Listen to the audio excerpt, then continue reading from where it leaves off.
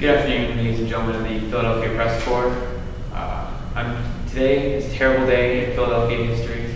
It marks the one-year anniversary of the terrible disaster and fire at 1 Meridian Plaza. The way this press conference is going to go is I'm going to read to you a timeline of the events that the investigation has discovered, and then I will then open up the floor for questions from the press. At approximately 8:23 on February 23rd, 1991, a smoke detector went off on the 22nd floor of 1 Meridian Plaza.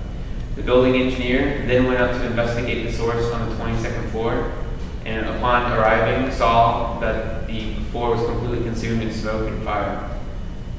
The Philadelphia Fire Department was alerted at approximately 8:27, and the firefighters arrived at the scene at 8:31. Shortly after arrival, firefighters sent an initial attack team in to investigate the fire, but was repelled by the heat and smoke on the 22nd floor. Over the course of many hours, firefighters continued to be repelled and were making no headway against the fire. At 2:15 in the morning, rescuers located 3 firefighters who they had lost communication with 3 hours previous to. They were pronounced dead shortly after. At 7 o'clock, the order was given to evacuate the building in order to prevent further injury or loss of life from the firefighters. Firefighting operations continued from the exterior of the building and from local buildings. Finally, at 3:01 p.m., the fire was declared under control after fire sprinklers on the 30th floor prevented the spread of the fire. All right, I open the floor to any questions. Yes, Councilman. I'm from the Philadelphia Express. I'm wondering what started this fire. Yes, the firefighters have investigated and they've determined the cause of the fire was spontaneous combustion of rags that service contractors had been using earlier. They were doused and completely covered in linseed oil, and spontaneous combustion somehow ignited them, and that's what started the fire. So why wasn't the fire stopped earlier by the firefighters? Well, there are many different reasons and why the fire wasn't stopped. First of all, because the 1 Meridian Plaza was not constructed, or was constructed in the 1960s, it was the code did not require installation of sprinklers. Furthermore, there were various problems with the standpipes and the pressure going to them that firefighters were not made aware of, and nor was the building engineer. On top of that, the generator, or the electrical power, was cut from both sources of private power, and also the emergency generator that was supposed to come on failed for some reason. So that and a multitude of other reasons have prevented the firefighters from effectively containing the fire, and that's why it lasted for approximately 19 hours. All right, next question. Yes, I'm from the WKNZ News. Why were sprinklers only placed on selected floors? Well, only selected floors. The 30th through the 34th floors had fire sprinklers because the tenants and the selected tenants on those floors actually requested that those floors specifically have fire sprinklers installed while the building was going under renovation. So because those floors were under renovation, access was made to, and they were able to go in and install fire sprinklers, but only because it was at the request and payment of those tenants. Next question. Next question. Michelle Kim from the ABF News. Councilman, last time you elected as a councilman, you exempted mandatory sprinkler registration. What's your reason? Yes, I did vote against the mandatory sprinkler legislation because at this point in time, replacing such sprinklers would be extremely costly to business owners and building owners. And at this point in time, with the way the economy is, I wasn't willing to enforce that upon them. Next question.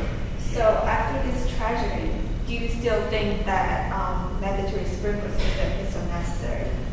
Well, I do not. I still agree that it should not be mandatory by the city government. However, if re-elected, I will definitely press and urge for tenants and other renters to press and encourage their building owners to put these fire sprinklers in to prevent another disaster, such as the One Meridian Plaza. Next question. What was the full extent of the damage? Well, a year after the disaster, we've been able to finally put a number value on that. The fire claimed the lives of 3 Philadelphia firefighters and gutted 8 floors of a 38-story fire-resistant building. So total, that costed an estimated $100 million in direct property loss and an equal or greater loss through business interruption. Litigation resulting from the fire amounts to an estimated $4 billion in civil damage claims. Next question. Chris Havens, Philadelphia Inquirer. How did this catastrophe affect local businesses? Yes, several local businesses actually were damaged by the fire from debris falling out of the building and damaging the local surrounding businesses, and from water damage from the firefighting operations.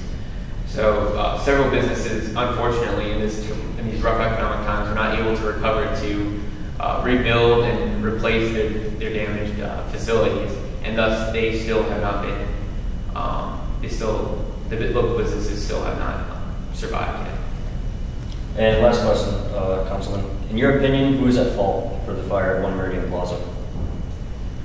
Well, in my opinion, there is not one individual or individuals at fault. However, we can definitely place the blame on the contractors who were working that day, who carelessly left the linseed oil-soaked rags lying around. I think that was the obvious start of the fire. However, we can also point blame at city inspectors who failed to see that installation of heating and ventilation systems were not properly fireproof. Plumbing fixtures weren't fireproof, and electrical fixtures weren't fireproof from room to room, from wall to wall. So thus, that allowed the fire to spread throughout the building.